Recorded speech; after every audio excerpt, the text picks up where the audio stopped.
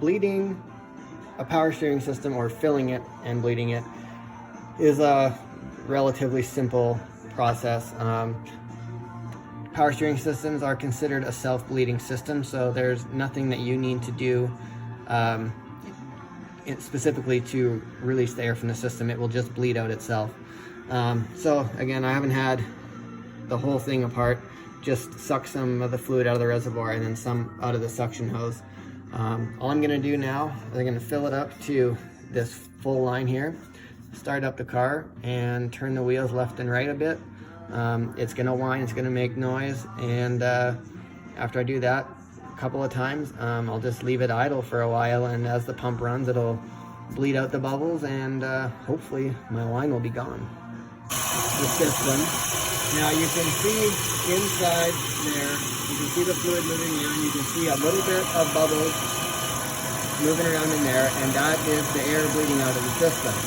Ideally, once the whole system is bled, you don't want to see any bubbles. It should just look like regular power steering fluid moving around with no bubbles.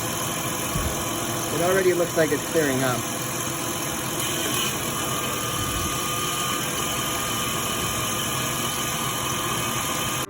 Well, I've ran it for a few minutes. The pump whine basically went away.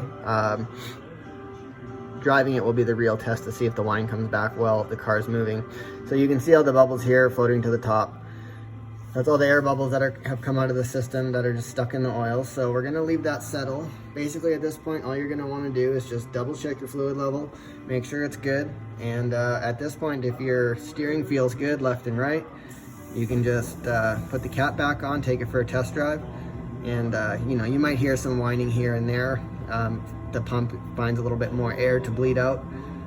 Not a big deal. Just keep an eye on your fluid level after you go for a test drive, and you should be good. Okay, I've taken the van for a test drive and it's working perfectly. No more sounds coming from the power steering pump whatsoever. Yeah, I'm happy. Clearly the issue was in the reservoir. Something was, you know, cracked, whether it had been, you know, an O-ring somewhere that was allowing air to get into the fluid somewhere, and the pump was sucking up the air, causing it to make noise. So I'm glad we got that fixed for fairly cheap. So we took it for a drive, double checked it, fluid looks good, and that's it.